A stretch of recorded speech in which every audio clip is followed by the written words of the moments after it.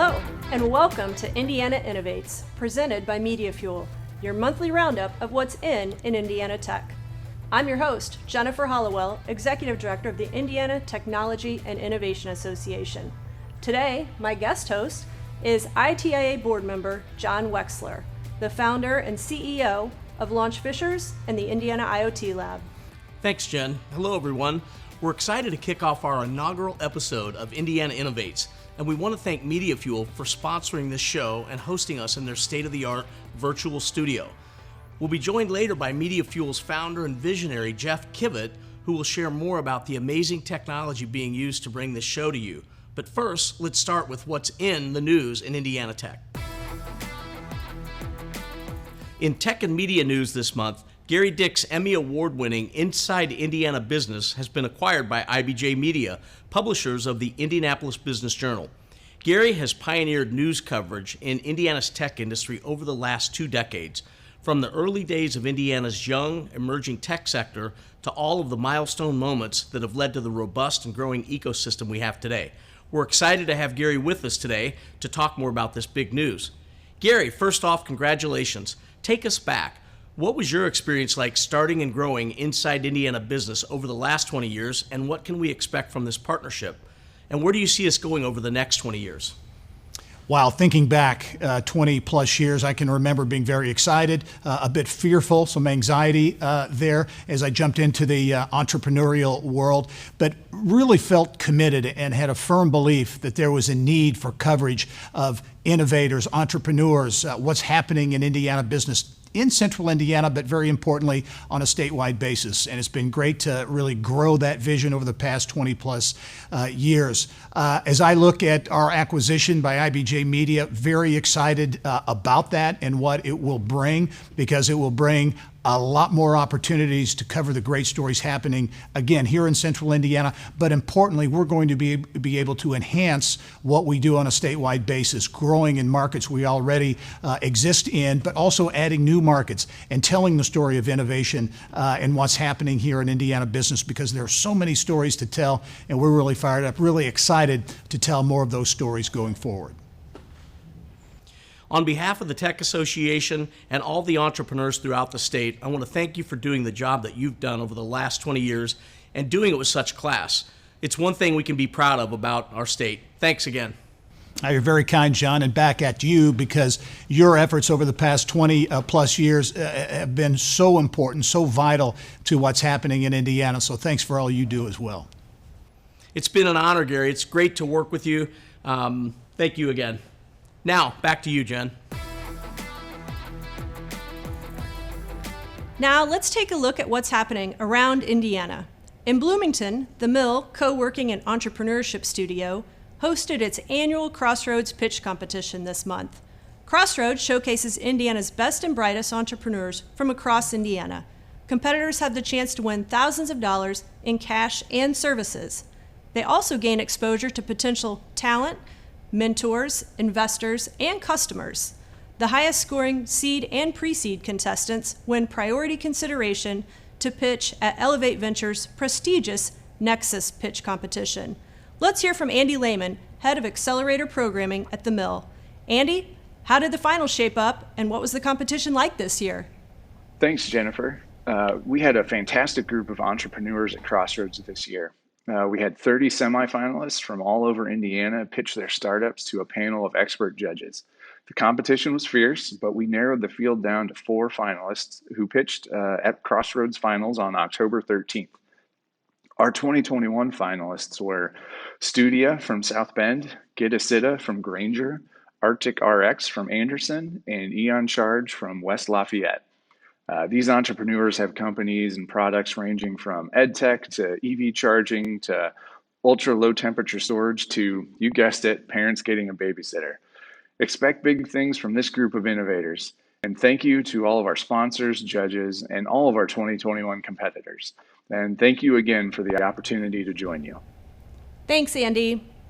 In Indianapolis, AT&T Indiana is hosting a 5G Sports Hackathon to explore how 5G technology can be game-changing for the sports world. President of AT&T Indiana, Bill Soards, is with us to share more about the event.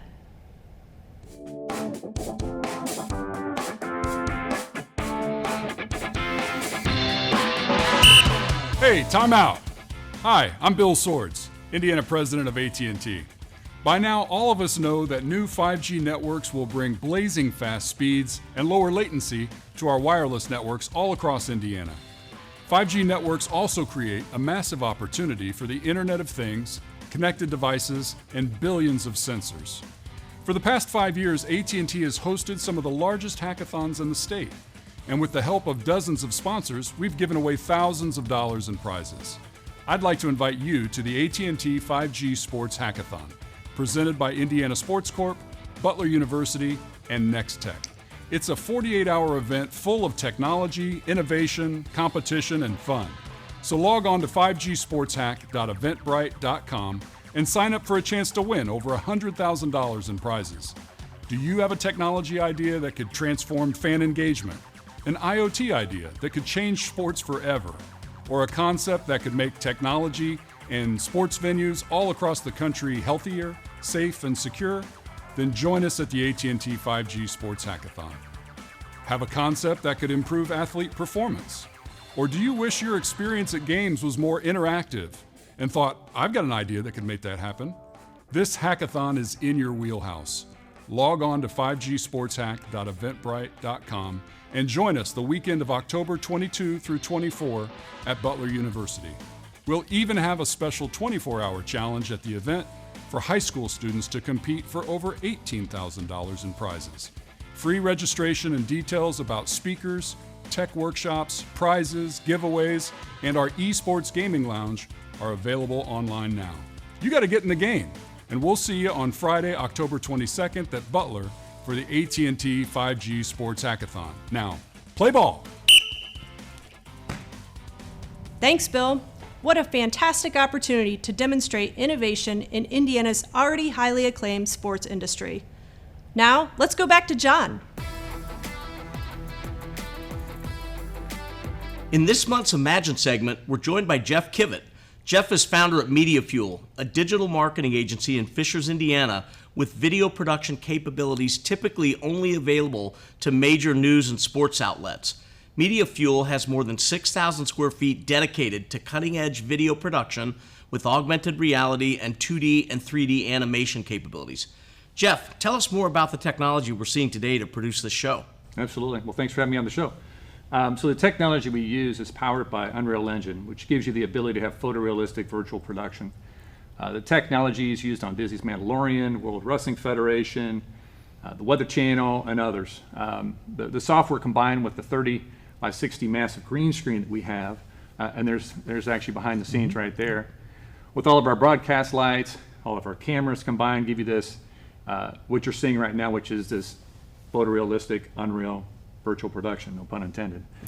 So the problem it helps to solve is it allows companies to be able to connect with prospects, customers and dealers, employees, virtual employees, and a whole different level of virtual production like they've never seen before. The technology is super flexible. You can do this pre-recorded. You can do this live, so we can take this feed, send it out to Facebook, YouTube, Twitch, or any other broadcast channel to take a live feed.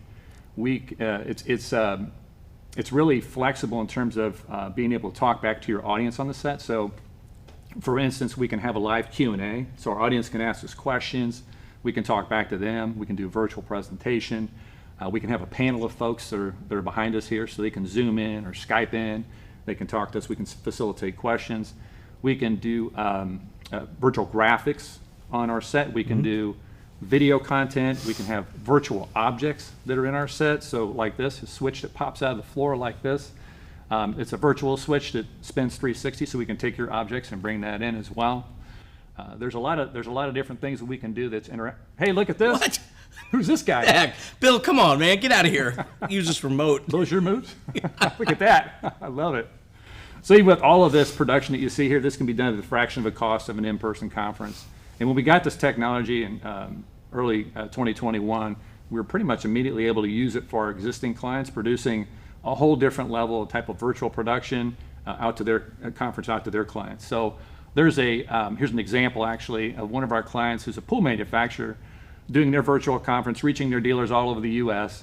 And we did this concept where they were broadcasting live on a tropical island in the middle of February. So that was pretty cool.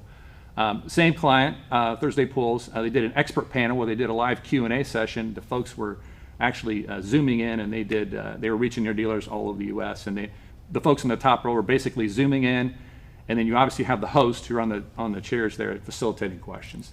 Here's another client of ours, ICANN. They couldn't have their in-person conference, so we helped them do a virtual conference that was broadcast out to all their supporters and donors. That was awesome. So you see, I mean, if you can dream it, we can build it. This technology is going to be the future of video production without having to spend hundreds of thousands or even millions of dollars on sets. Excellent. Well, thank you so much for sharing. That's amazing technology. Most importantly, thank you for helping us produce this show for ITIA and for our members. So thank you for that. Appreciate it. Now let's kick it over back to Jennifer for policy updates. For this month's policy initiative, the most impactful news is that Elevate Ventures has expanded the state funding match for 2 federal grants, the Small Business Innovation Research and Small Business Technology Transfer grants. SBIR and STTR are designed to stimulate technological innovation by small businesses and are the largest source of early-stage technology financing in the U.S. Previously, Indiana provided a 50% match for Phase 1 grants, but did not provide a match for Phase 2, which focus on commercialization and bringing innovations to market. Now, Elevate Ventures will provide a Phase 2 match of up to $75,000 per award. I'm here with Ting Gootee, Chief Investment Officer at Elevate Ventures. Ting, how will this help fuel Indiana's innovation economy? Thank you for having me here today, Jennifer. As you pointed out, the SBIR's TTR program has developed into one of the most important tools for federal agencies to support technology innovation and commercialization by small businesses. When the program started in 1983, the annual federal budget was less than $50 million. Fast forward today, these federal grants represent $2 to $3 billion in funding to drive innovation activities by startups, oftentimes at their most vulnerable stage of development. With the new Phase 2 matching, Indiana is one of the few states in the nation that provides a complete end-to-end SBIR's TTR assistance package.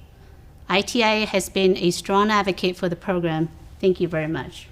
Well, thank you for that great explanation. And how can entrepreneurs figure out if these programs are a match for their companies? Excellent question. Our website has specific sections how we can be helpful to Indiana startups with their SBIR's TTR needs.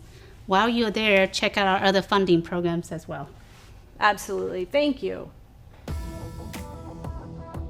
And that's our show for today. Are you interested in joining ITIA and being part of our efforts to move Indiana's technology industry forward? We'd love to have you join us. That's right, John. ITIA is the statewide association for Indiana's technology companies and entrepreneurs collaborating to make sure Indiana is the best place to live and work in tech. Join us at indianatechnology.org. And a special thanks to our presenting sponsor, MediaFuel, for the production of this show at the MediaFuel studios. Thank you for tuning in, and join us next month to learn what's in Indiana Tech.